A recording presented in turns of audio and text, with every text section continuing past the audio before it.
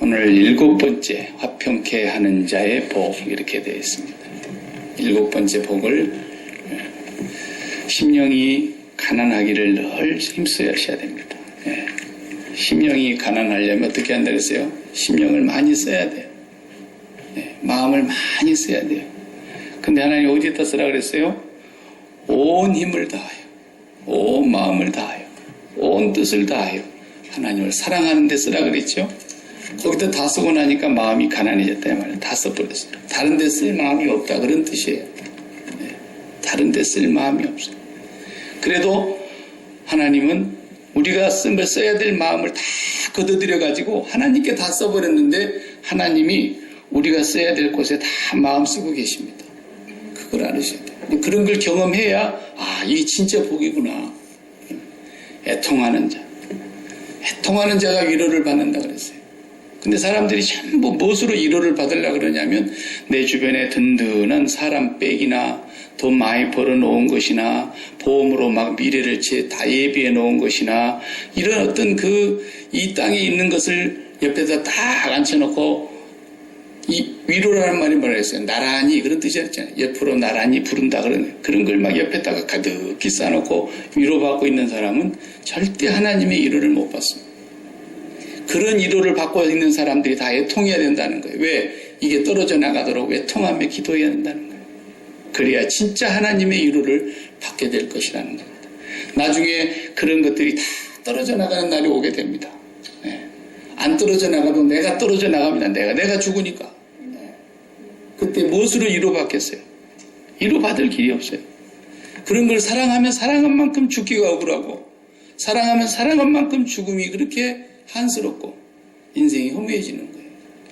하나님의 위로를 받기 위해서 지금까지 내 곁에 가까이 두었던 것들을 떼내기 위해서 애통해야 돼요. 애통하는 자가 진짜 하나님의 위로를 받을 거예요. 온유한 자가 땅을 기업으로 차지한다. 땅은 법부인처럼 부동산을 많이 소유한다는 말이 아니라 그랬잖아요. 이 땅에서 하나님의 뜻이 하늘에서 이루어진 것처럼 땅에서 이루어지게 하시는 것이 땅을 기업으로 받는 거라 그랬어요. 그런 사람들은 다 어떤 사람이에요? 온유한 사람이에요. 모세가 제일 온유했다 그랬어요. 구약에서는. 신약에는 예수님이 가장 온유하시죠. 당연히. 온유가 뭐예요? 내 뜻대로 마옵시고 아버지의 뜻대로 되기를 바랍니다. 이게 온유예요. 그러니까 온유는 부드러울 유자를 쓰지 않습니까? 고집이 세면 안 돼요. 부드러운 거예요. 하나님 앞에서 고집 부리면 지만 손해요. 그러니까 온유한 자가 되면 늘 하나님의 뜻이 이루어집니다. 의에 줄이고 목마른 자. 하나님께 우리가 인정받으려는 것이 의라는 거였어요. 세상 사람들한테 인정받는 거 잠깐 좋긴 하죠. 그러나 세상 사람들 1000만 명이 나를 칭찬해도 하나님이 몹쓸 놈 이러면 끝나버리는 거예요. 그러나 온 세상이 판단해도 사도 바울은 그 판단을 크게 여기지 않는다 그랬어요. 오직 판단하실 일은 주님이시다. 주님이 내 마음에 든다. 이것이 의예요. 매일 살면서 우리가 숨어서 하나 드러나면서 하나 하나님이 나를 인정해 주시면 끝이에요. 그것이 복이라는 거예요. 긍휼히 여겨야 됩니다. 예수가 없는 사람을 불쌍히 여겨야 돼요. 예수가 있는 사람도 불쌍히 여겨야 되지만 예수 없는 사람이 제일 불쌍한 사람이에요. 복음이 없는 사람 제일 불쌍한 사람. 그래서 그런 사람들을 볼 때 정말 우리가 하나님 앞에 애통하며 부르짖고 불쌍히 여겨야 돼요. 그리고 마음이 청결해야 된다 했어요. 청결은 마음이 하나님 외에 다른 것 담는 게 더러운 거라 그랬잖아요. 하나님 외에 다른 것을 마음에 담는 것은 불결한 거예요. 그래서 마음이 청결해야 하나님을 뵐 수 있다 그랬어요. 마음이 청결해요. 이 7가지를 6가지 했고 우리가 오늘 7가지 이제 화평케 하는 자다. 매일 주기도문 기도하고 팔복만 하나님 앞에 구해봐요. 팔자가 고쳐져 버리는 거예요. 뭔 오복을 구하고 있어요. 그런 헌복을. 그런 건 우리가 예전역에 다 죽어버린 거지만도 내가 안 받으려고 그러는데 하나님이 갖다 맡기면은 받는 거예요. 그건 하나님 뜻이 있어서 주시는 거니까 그건. 내가 일찍 죽고 싶은데도 하나님이 100살까지 살아나는데 어떡해요? 100살까지 살면서 해야 될 일이 있으니까 그러는 거겠죠. 하나님 뜻이 없는데 100살까지 살게 하겠습니까? 내가 아무리 돈을 안 받으려고 해도 돈이 계속 굴러 들어오는 걸 어떡합니까? 그럴 때 이 돈으로 하나님께서 뭐 뜻하신 바가 있으니까 계속 밀어주지 않겠어요? 내가 구하지 않았는데. 헌복은 우리가 구하는 게 아니에요. 전부 이 신복, 세복, 진짜 복, 영원한 복. 주기도문 기도하고 이것만 기도하는 거예요. 우리는. 그러면 뭐 정말 우리 인생이 날마다 이 세상에서 하나님의 천국을 경험하면서 살게 될 겁니다. 아멘. 오늘은 화평케 하는 자라 했어요. 이것도 성경을 그냥 도덕책 보듯이 보면 안 돼요. 성경은 도덕이 하나도 없어요. 괜히 도덕으로 만들어갖고 설명을 하니까 도덕처럼 들리는 거예요. 무식한 사람이. 성경에 도덕은 없어요. 그렇다고 우리가 도덕을 무시하고 도덕 무용론자냐? 그게 아니에요. 도덕을 넘어서는 더 수준 높은 하나님의 윤리를 갖고 있고 하나님의 성령의 양심을 갖고 있는 사람들이지. 그러니까 성경을 도덕책으로 보면은 무슨 노자나 공자나 이런 사람들 얘기하고 비슷한 수준으로 성경을 인용하고 뭐 아는 것처럼 그런단 말이에요. 무식한 사람들이에요. 여기 화평케 한다는 얘기는 뭐 둘이 막 닭이 터지게 싸우고 막 끄댕이 붙들고 싸우는데 왜 싸워? 싸우지 마. 그러고 막 화평케 하고 그런 얘기가 아니에요. 이건. 사람이 살다 보면 싸울 수도 있는 거고 어떤 것은 싸워야 더 정이 들어요. 또 한번 대판 싸우고 나면 그냥 서로를 더 깊이 이해하게 되고 그럴 수도 있는 거죠. 사람이 뭐 안 싸우고 살 수 있나요? 부부도 싸우고 그러는데. 여기서 화평케 하라는 말은 피스메이커라는 말인데 평화를 만드는 사람이다 이런 뜻인데 우리가 어떻게 평화를 만듭니까? 뭐 트럼프 대통령이 뭐 지금 평화를 만들어 보겠다고 애를 쓰지만 저게 평화입니까? 강한 사람의 옥이지. 너 말 안 들으면 죽여. 그리고 북한하고 거래하는 사람들은 내가 가만 두는가 봐. 그래 놓으니까 지금 미국이 강대국이니까 감히 덤비지를 못하고 유엔이 결정해놓은 대로 따르는 것이니까 이러다가는 큰일 나겠거든요. 그렇게 기어 나오잖아요. 김정은이도. 저런 게 평화가 저런다고 뭐 그럼 노벨 평화상 받은 사람은 다 하나님의 자녀들이겠네요. 국가의 인류의 평화를 위해서 유엔 사무총장으로 근무한 사람은 다 하나님 자녀들이겠네요. 전혀 그런 도덕론자들이나 박애주의자들이 얘기하는 그런 평화가 아닙니다. 성경에 하나님의 아들이라 일컬음을 받는 복이라고 그랬어요. 이 복은 평화를 만드는 사람에게만 주는 하나님의 자녀라고 말한 사람이 누구예요? 성경에 한 분뿐이에요. 예수님 십자가에서 달려 돌아가시기 전에 두 번 그 말씀을 들어요. 첫째 세례 요한에게서 세례를 받고 물 위로 올라오실 때 성령이 하늘로부터 강림하시면서 이는 내 사랑하는 아들이요 내 기뻐하는 자라. 그래서 오늘 우리가 복음 찬송에서도 너는 내 아들이라 이렇게 부른 그 내용이 바로 예수님을 지목한 얘기예요. 내가 내 아들을 애굽에서 불러내었다 할 때 그 예수님을 얘기하는 거예요. 다. 그러니까 변화산위에서도 이는 내 사랑하는 아들이요 내 기뻐하는 자니 너희들은 저의 말을 들으라. 베드로 보고 헛소리하지 말라 그랬잖아요. 딱 예수님 한 분에게만 이는 내 사랑하는 아들이요 이랬어요. 하나님의 아들이라고 일컬음을 받은 분은 예수님 한 분뿐입니다. 나머지는 다 뭐예요? 예수 믿음으로 양자된 거예요. 양자된 거예요. 예수님께 접붙여가지고 예수님이 하나님의 아들로서 우리는 그분의 양자로 예수님과 함께 연합된 것을 말하잖아요. 그래서 우리가 예수님이 하나님의 나라를 상속받은 사람인데 그 상속자가 우리도 된다 그랬잖아요. 그리스도와 함께한 상속자니 로마서 8장 24절에서 27절까지 쭉 보면 나오잖아요. 로마서에서 그 말씀하신 내용과 이 오늘 예수님이 하신 말씀과 상충이 되면 안 되는 거예요. 로마서를 한번 봐봐요. 8장을 14절부터 보겠어요. 로마서 8장 14절에서 17절을 한번 보면은 하나님의 자녀가 어떤 사람이 하나님의 자녀냐? 로마서 8장 14절에 무릇 하나님의 영으로 인도함을 받는 사람은 곧 하나님의 아들이라 이렇게 명백하게 써 있잖아요. 성령으로 인도함을 받은 사람은 하나님의 아들이라는 거예요. 그러면 화평케 하는 자들이 하나님의 아들이라는 말과 성령의 인도함을 받는 사람들이 하나님의 아들이라는 말과 성경 안에서 서로 상충하면 안 되는 거죠. 여기는 이렇게 말하고 저기는 저렇게 말하고. 성령으로 인도함을 받는다는 말과 화평케 한다는 말은 의미상으로 같은 뜻이에요. 그 다음 읽어보세요. 너희는 다시 무서워하는 종의 영을 받지 아니하고 양자의 영을 받았으므로 우리가 아빠 아버지라고 부르짖느니라. 예, 우리도 양자니까 예수님은 아버지여 이렇게 기도하셨어요. 그럴 때 우리도 예수님처럼 아버지 그러잖아요. 하늘에 계신 우리 아버지 이렇게 부르라 그랬잖아요. 왜? 우리도 양자니까. 예수님께 붙어 있다면 양자가 된 것이니까. 그래서 이렇게 말씀해요. 그다음 16절에 보면은 성령이 친히 우리 영과 더불어 우리가 하나님의 자녀인 것을 증언하시나니. 우리가 하나님의 자녀인 것을 나도 믿고 확신하지만 성령이 증언하신다. 성령이 확증해 주시는 거예요. 그래서 자녀라면 어떤 단어인가요? 17절에 또한 상속자라는 거예요. 상속자. 하나님의 상속자요 그리스도와 함께한 상속자니 우리가 그와 함께 영광을 받기 위하여 고난도 함께 받아야 할 것입니다. 예. 그러니까 여기서 말하는 성경에서 말하는 게 복음 아닙니까? 이 복음의 내용과 예수님이 전하는 화평케 하는 자들이 하나님의 자녀라고 일컬음을 받는 내용은 두 가지가 아니고 한 가지 말씀이세요. 그러니까 뭐 인류 평화를 위해서 일하고 뭐 박애주의자들처럼 그렇게 산다고 해서 그게 무슨 하나님의 자녀가 되니까 우리도 하나님의 자녀니까 세상에 나가서 평화를 만들자 그런 얘기를 하는 얘기가 아니올시다. 그런 얘기하려고 이게 뭐 복이라 그랬겠어요. 그런 복은 복이 아니에요. 진짜 복이 예수님이 말씀하신 7번째 복은 그런 게 아닙니다. 그래서 에이레네라는 말을 썼어요. 신약 성경에 보면 에이레네.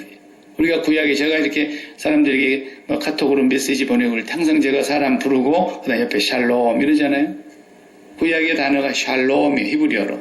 그것이 뭐예요? 피스. 신약의 단어 헬라어로는 에이레네 그랬어요. 그러니까 에이레네 테포이오이 그랬는데 평화를 만드는 사람이라는 거죠. 평화를 만드는 사람.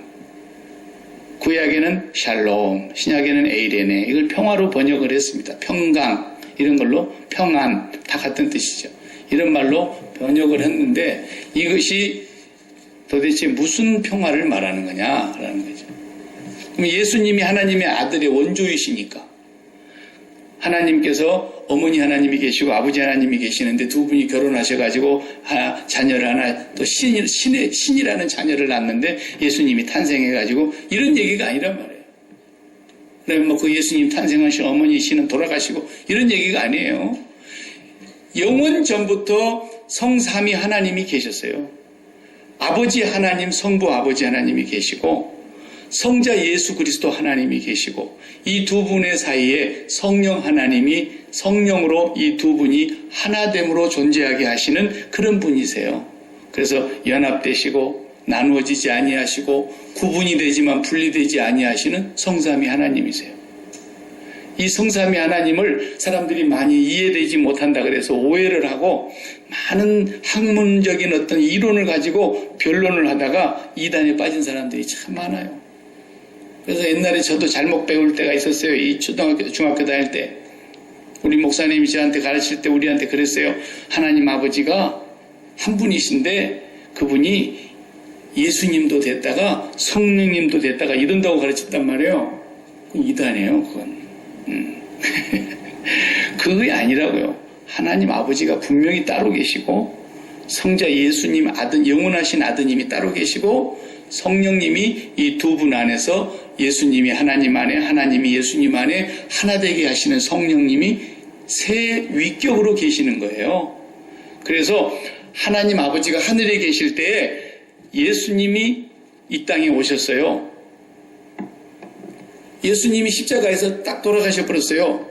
그러면은 만약에 성부 하나님이 예수님으로 변장해 갖고 오셨다 그러면 이 땅에 3일 동안 신이 안 계실 때가 있었다는 얘기가 되는 거예요. 무슨 얘기인지 이해돼요? 성부 하나님이 예수님으로 변장해 갖고 와갖고 십자가에서 죽어버렸으면은 누가 예수님을 살립니까? 그걸 양태론이라 그래요. 양태론. 그 이단이에요.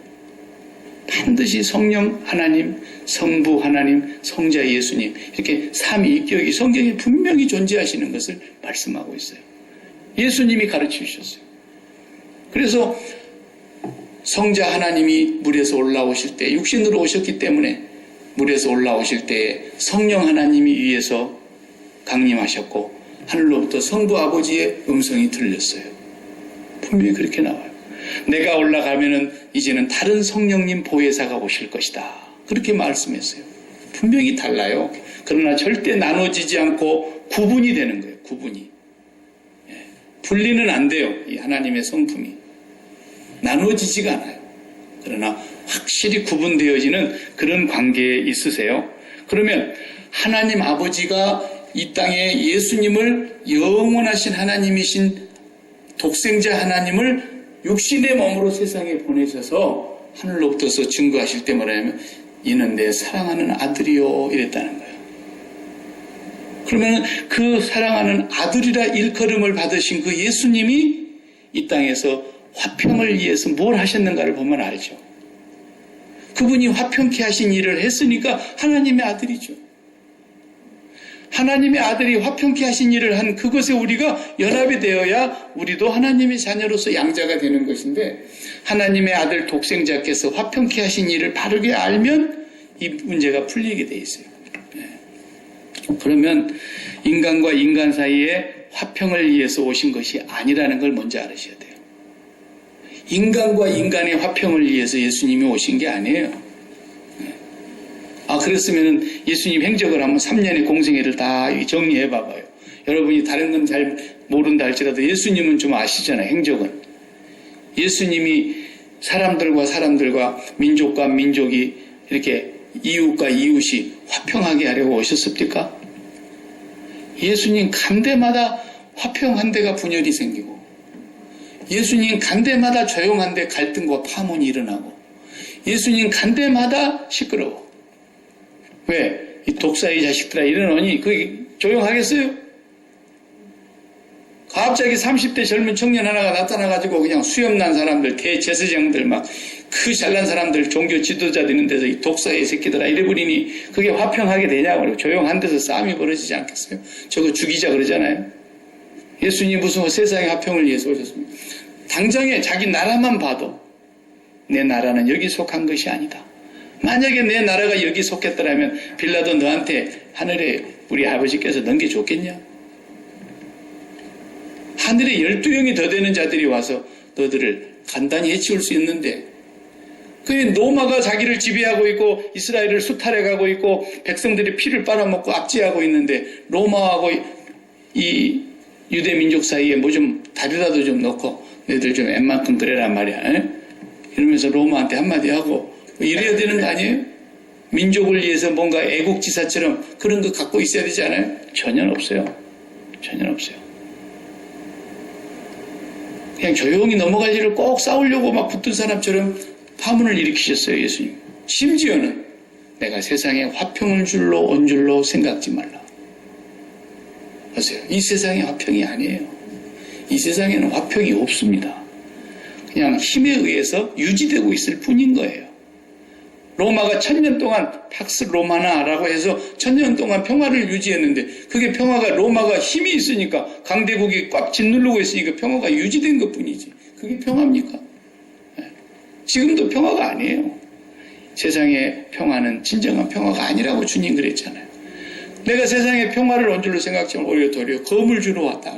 그러면서 부모와 자식이 싸울 거다. 아비가 자식을, 어미가 딸을, 며느리가 시어머니를, 시어머니가 며느리를, 형제와 자매를 미워하지 아니하면 그러면서 사람의 왼수가 자기 집안 식구리라 이르신단 말이에요. 그럼 뭐 예수님이 무슨 화평을 위해서 이 땅에 오셨던 것처럼 그렇게 박애주의자들이 예수님 말씀을 그렇게 인용하고 그런단 말이에요. 무식하게. 그러니까 우리는 예수님이 하나님의 아들로서 진짜 참 영원하신 하나님의 아드님으로서 이 땅에 화평을 위해서 오신 것은 분명한데 사람 사이의 어떤 화평, 민족 간의 화평, 이웃 간의 화평 이런 것을 위해서 오신 분이 아닙니다. 그럼 뭐 때문에 오셨어요? 하나님과 사람 사이의 화평을 위해서 오신 겁니다. 네. 그것 때문에 오신 거예요. 그 한 가지 이유 때문에 오신 거예요. 한 가지. 하나님께서 이 땅의 사람들을 보실 때에 화평해야 되겠는데 에덴 동산에서 그 화평이 깨졌지 않습니까? 그리고 에덴에서 추방을 당한 이후에 인류는 끝까지 하나님을 대적했습니다. 지금까지 대적하고 있는 겁니다. 인류가 하나님께 순종합니까? 끝없이 대적합니다. 왜? 지들이 선악과를 따먹고 지들이 선악을 판단하고 지들이 옳고 그름을 분별하며 지들이 진리라는 거예요. 아예 이제는 노골적으로 나오지 않습니까? 세상에서 개들은 개 이상도 아니고 개 이하도 아니고 창조 때부터 지금까지 개로 존재하고 있어요. 그죠? 개가 사람 됐다는 말 들어봤어요? 소는 소요, 말은 말이요, 호랑이는 호랑이지. 하나님이 창조한 모든 것은 진화된 것도 없고 그대로 종류대로 하나님이 지으신 그대로 내려오고 있는 거예요.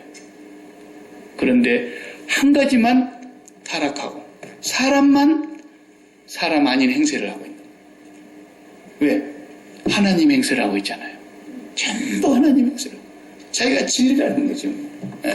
그게 포스트 모더니즘의 가치관이에요. 세계관이 지금 그렇게 바뀌어가요. 그러니까 참 요즘은 뭐 좀 유식한 사람들일수록 무슨 말을 합니까? 소수 성소수자들, 성소수자들 가운데 뭐 작은 숫자들이니까 소수들의 인권을 위해서 무식이 철철 넘치잖아요. 지금 하나님인가? 이번에도 교황청에서 교황이 발표를 했어요. 가정이란 무엇이냐? 교황이 말을 잘했어요. 한 남자와 한 여자의 결합이 가정이다. 이렇게 말하니까 막 성소수자들이 막 들고 일어나고 가톨릭 안에서도 지금 그것을 깨뜨리려고 하는 진보주의자들이 막 교황한테 섭섭하다 그러고 막 이러잖아요. 그 지금 가정이 남자와 여자의 결합이 가정이고 분명히 하나님이 그렇게 말씀하셨지. 한 남자가 그 부모를 떠나 아내와 연합하여 가정을 이루는 것이 한 몸을 이루는 것이지. 어떻게 여자와 여자가 가정을 이루고 남자와 남자가 가정을 이루냐 이 말이에요. 예. 근데 자기들은 옳다잖아요. 이게 포스트 모더니즘의 세계관이요 가치관으로 지금 변해가고 있는 거예요. 다 자기가 표준이에요. 가장 앞서가는 나라가 미국이고 저 북유럽 국가들이에요. 잘 사는 나라들 전부 하나님을 우리보다도 한 세기 수세기 먼저 믿었던 사람들이 다 하나님 노릇하고 앉아있잖아요. 지금 더 이상은 우리한테 그런 고리타분한 진리를 얘기하지 말라는 거예요. 그런 건 박물관에나 갖다 놔야 된다는 거예요. 성경책도 이제는. 그리고 자기들이 진리인 거예요. 자기들이. 이런 세상이 되고 말아서 아담이 범죄한 이후에 인류는 끝까지 하나님하고 싸웁니다. 싸워보자는 거죠. 뭐. 근데 결국 누가 이기게 돼 있어요? 이 싸움은? 계시록에 보니까 하나님의 완성으로 이기는 거예요. 근데도 해보자는 거죠. 뭐 끝까지. 여러분 하나님하고 싸우실래요? 우리 하나님과 싸워가지고 이길 자가 누가 있겠어요? 근데 하나님과 싸우는 게 뭔지 아세요? 하나님과 싸우겠습니다라고 덤비는 게 싸우는 게 아니라요. 범죄하는 게 죄 짓는 것이 싸우는 거예요. 하나님과 덤비겠다는 거예요. 하나님을 거역하고 불순종하고 범죄하는 것이 하나님과 싸움을 선언하는 것입니다. 살아남을 자가 있겠습니까? 하나님의 오래 참으심이 지금 구원이 된 줄로 믿으라 그랬는데 하나님이 오래 참으시니까 그렇지. 하나님이 날마다 안 참는다 그러면은 아유 나는 그때부터 장의사 할래. 제일 돈 벌 거야. 하나님이 싸우는 자들 다 쳐 죽이고 그 자리에서 벼락 맞아 죽게 하고 불순종하는 자들마다 즉각 하나님이 그냥 심판해서 죽인다면 장의사집이 제일 돈 벌 거 아닙니까? 하나님 오래 참으시고 계시는 거예요. 길이 참으시는 하나님의 그 길이 참으심을 업신여기는 자들은 긍휼이 없는 심판이 최후에 닥칠 때가 온다 그랬잖아요. 하나님과 끝까지 싸우려고 하는 사람들은 화평이 없습니다. 절대로 화평을 만들 수도 없고 그 사람은 자기 마음에도 화평이 없거니와 자기가 나가서 사는 생활 속에서 인간관계 속에서 사물과의 관계 속에서 전부 화평이 없어요. 화평이 없어요. 하나님과의 화평이 없는 이상 어디 나가도 진정한 화평은 맛볼 수가 없어요. 그 화평을 만들기 위해서 오신 분이 예수 그리스도요. 그 화평을 만드신 분이 하나님의 아들이시란 말이에요. 그 하나님의 아들과 연합된 자만 하나님의 아들이라 일컬음을 받게 되니까 우리도 그 화평을 이루면서 살아가는 사람들이 돼야 된다는 거예요. 우리도. 그게 복입니다. 그게 복. 하나님과 화평을 이루시기 바랍니다. 그러려면은 죄를 안 지어야 되는데, 아니, 우리가 죄를 안 짓고 살 수가 있나? 우리 안에는 천년 묵은 괴물이 들어앉아 있는데, 이것이 성령님이 오셔서 지배하고 눌리고 있을 때는 성령님께 복종하니라고 꼼짝 못하고 있다가 성령이 소멸케 되고 성령을 근심하게 하고 탄식하게 하고 성령님을 소멸하는 그런 일들이 벌어지면서 우리 속에 천년 묵은 자동화 괴물이 쑥 나온단 말이에요. 날마다 나옵니다. 날마다. 어떨 때 나옵니까? 하나님을 이기려고 해붙이니까. 그러니까 우리가 막 이스라엘 그러니까 굉장히 좋은 이름인 것 같죠. 못된 이름이에요. 이스라엘이 무슨 뜻입니까? 하나님과 싸워 이겼다는 거예요. 그게 야곱이에요. 그게 야곱. 끝까지 물고 늘어져서 하나님과 해보겠다는 거예요. 그러니까 그 조상들이 그래놓으니 그 자손들 하는 꼬라지를 봐요. 끝까지 광야에서도 하나님과 싸워보겠다는 거예요. 원망합니다. 불평합니다. 원망 불평이 싸우는 겁니다. 하나님은. 하나님이 내게 이런 현실을 왜 주십니까? 내 형편이 이게 왜 이 모양입니까? 하나님 졸지도 아니하시고 주무시지도 아니하시고 항상 나와 함께 계신다는데 주무신 거 아닙니까? 이 형편이 이게 뭡니까? 나에게 이렇게 불평하고 원망하는 것은 하나님이 당신 틀렸습니다라고 말하는 거 아닙니까? 하나님과 싸우는 거예요. 이것도 다. 그래서 원망하다 불평하다 다 뱀에게 물려 죽고 다 광야에서 하나님이 다 묻어버린 거 아닙니까? 전부가 하나님과 싸워보겠다는 거예요. 그 백성이 끝까지 그렇게 싸우더니만 아니 다윗 하나 조금 빤듯하게 된 것 같더니 다윗 무너지고 난 뒤로부터 솔로몬도 말짱한 일이고 그 아들은 말할 것도 없고 계속 하나님을 대적해요. 누가? 선민이. 어디까지 대적해요? 예수님을 죽이고야 마는 거예요. 이게 인간의 역사입니다. 인간. 끝까지 하나님을 거역하고 예수님을 죽이고야 직성이 풀리겠다는 이 선민들의 모습이 바로 이스라엘인 거예요. 그게 뭐 대단한 것인 줄 알고 막 야복강가에서 막 어떻게 했다 그러니까 하나님 앞에 가서 막 옆구리를 뒤집고 막 꼬집고 바늘로 찔러가지고라도 하나님 앞에 응답을 받아내는 것이 무슨 강청하는 기도인 줄 알고 그러다 다 망한 거예요. 그런 건 강청하는 기도도 아니고 뭐 야복강가에서 뭐 하나님하고 막 씨름했다 그러니까 뭐 3일 금식 기도하면서 막 기독교가 뭔지를 모르는 거예요. 그것이 뭘 얘기하려고 그러는지도 모르고 그딴 짓을 하는 거예요. 인간의 욕심이 얼마나 땅덩어리보다 두껍기 때문에 맨 그런 기도만 눈에 들어와. 뜻이 하늘에서 이루어진 것처럼 땅에서도 이루어진 이런 기도는 안 해. 끝까지 하나님을 대적해서 마지막까지 싸워보겠다더니 그저 끝까지 물러서지 않고 그 선민, 그 택한 백성들이 십자가에서 하나님을 죽이잖아요. 이게 인간의 죄악입니다. 우리도 마찬가지고요. 유대인이 그랬을런지 우리는 말할 게 뭐 있겠습니까? 우리는 아예 처음부터 버림받을 자식들이었는데 이방인이었는데 이스라엘 밖의 사람들이었는데 하늘의 연합과는 아무 상관이 없는 자들이었는데 우리에게는 저주만 심판만 죽음만 멸망만 있는 죄인들 아닙니까?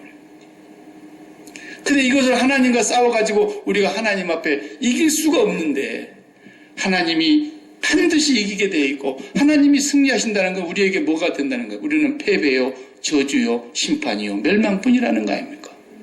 그래서 하나님이 선택하신 것이 하나님이 창세전에 준비하신 것이 예수 그리스도를 보내시기로 결정하신 거예요.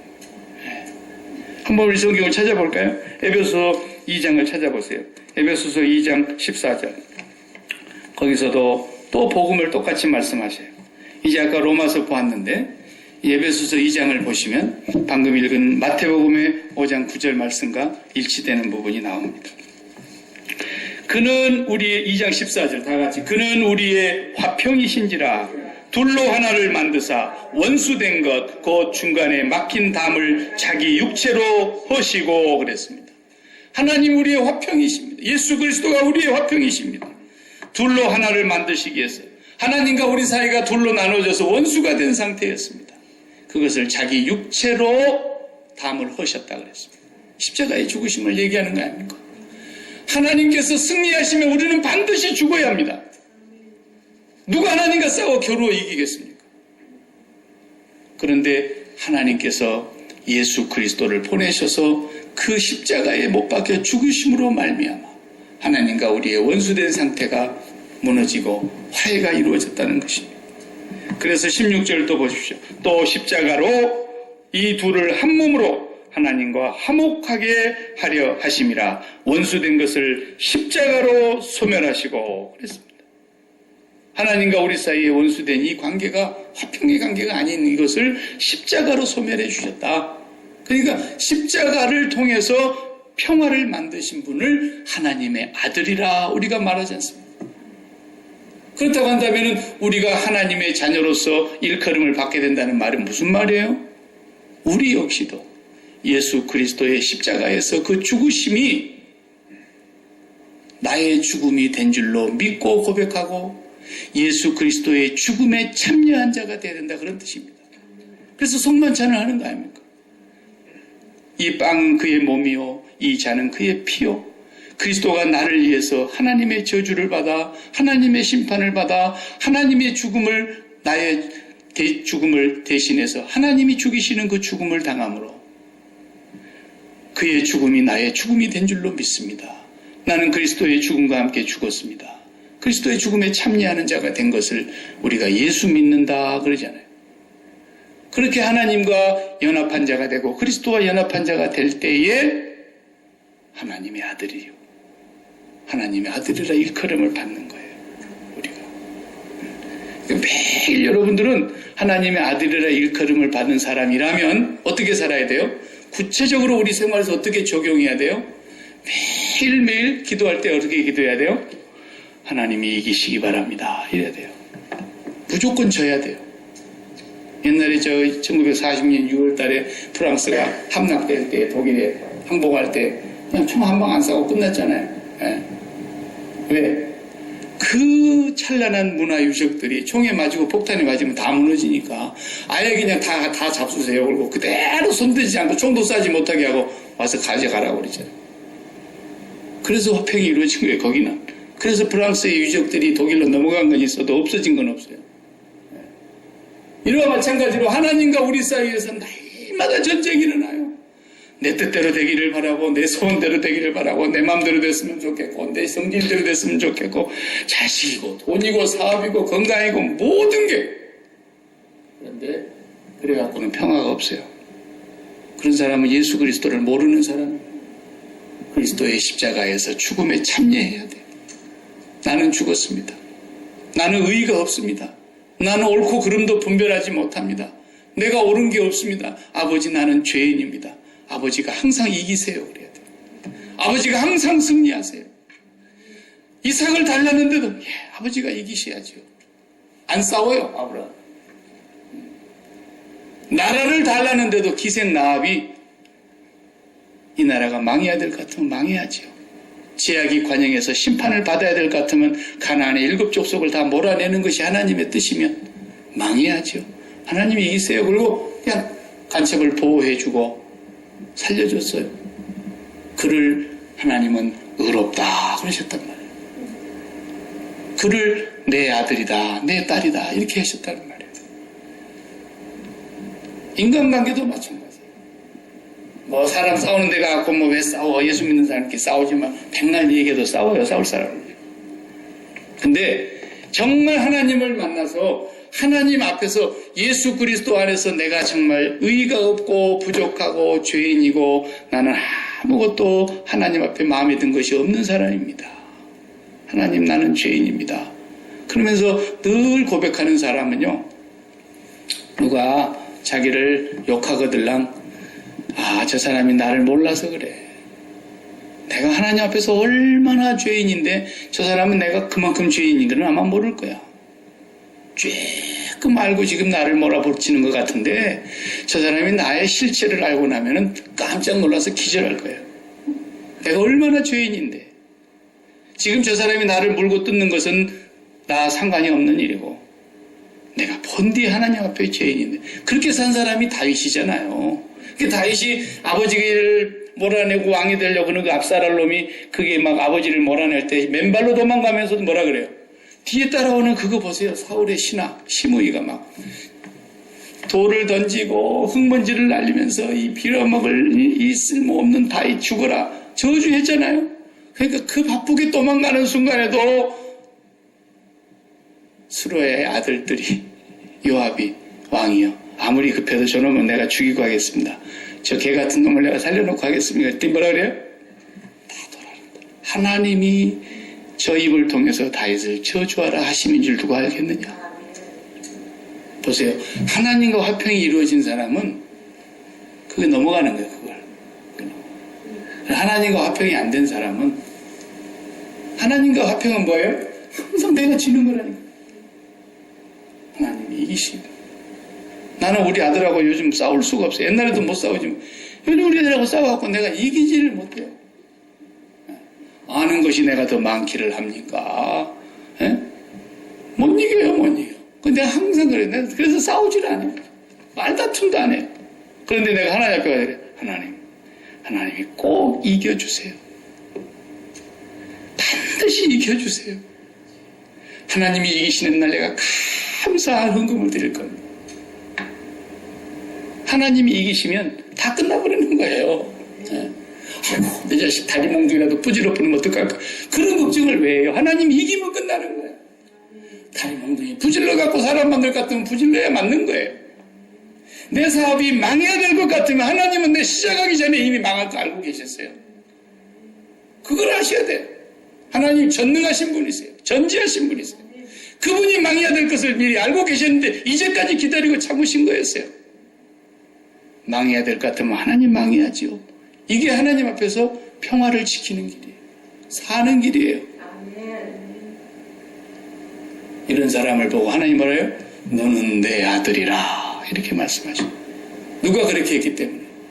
예, 나도 인간이지만 나도 육신의 몸을 입고 왔지만 전능하신 하나님의 아들 독생자라 할지라도 내가 육신의 몸으로 낳고 육신으로 왔기 때문에 십자가에서 이 잔을 받는 것은 너무나 가혹하다는 걸 알기 때문에 이 잔을 내게서 지나가게 해주십시오. 그러나 하나님의 뜻이 이기셔야 됩니다. 그래서 하나님의 아들이라 일컬음을 받으셨어요. 우리가 그분과 연합하는 건 그분과 함께 죽는 것이고 그분의 죽음에 참여하는 것이고 그분의 죽음이 나의 죽음이 된 걸로 믿고 고백하면서 사도 바울이 날마다 하나님하고 싸웠다는 얘기를 거꾸로 하는 거예요. 내가 날마다 죽습니다. 그런 말은 하나님 앞에서 날마다 죽습니다. 그도 하나님과 전쟁을 치른 거예요. 하나님, 내가 복음 전하겠다고 결혼도 안 하고 평생을 바치는데 아무렴 내가 예수 믿기 전에는 그렇게 못된 짓을 했다 할지라도 이렇게 복음을 전하는데 이렇게 고난을 주시고 이렇게 매를 맞게 하시고 이렇게 굶게 하시고 이렇게 박해와 핍박을 받게 하시고 이렇게 병까지 주셔가지고 안 고쳐줍니다. 왜 안 싸우겠어요? 그도 사람인데. 그러나 날마다 죽노라. 하나님이 당신의 뜻이 이기셔야 됩니다. 당신의 뜻이 이 땅에 이루어지이다. 이러면서 갔던 사람이에요. 이 사람들이 다 하나님의 아들인 것입니다.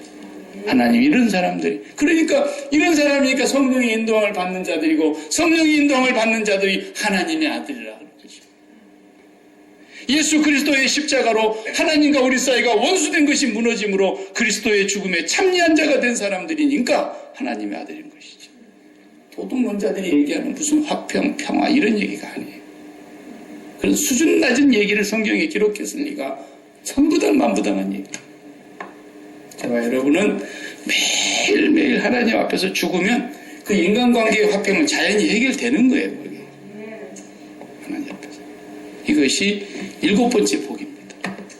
이 복을 여러분이 누리시면서 너는 내 아들이다. 하나님의 선언을 듣고 사시는 거예요. 오늘 우리 찬양했던 것처럼. 힘들고 지쳐 낭망하고 쓰러지고 일어날 힘이 없을 때 못자국난 그 손길을 바라보면서 그리스도와 함께 내가 죽었습니다라고 날마다 고백하는 그 사람을 너는 내 아들이다.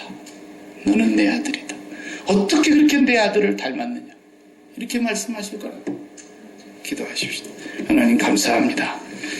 7번째 복을 우리가 살펴보았습니다. 화평케 하는 자의 복. 날마다 하나님과 우리 사이에 예수 그리스도께서 이루어주신 이 진정한 평강, 진정한 화평, 이 평화를 우리가 삶 속에서 우리도 누리며 살게 해주시고 그 십자가의 능력으로 화평케 하는 자들이 되게 하여 주시고 하나님과 화목하게 지내는 자들이 되게 하여 주시고 원수된 것을 패하여 주신 그 주 예수 그리스도의 십자가의 은혜를 붙잡고 날마다 화평케 하는 자들로 하나님과의 관계가 회복되게 하여 주셔서 우리가 나아가서 살아가는 모든 관계가 다 화목하게 이루어지게 하여 주옵소서. 예수님의 이름으로 기도하옵나이다. 아멘.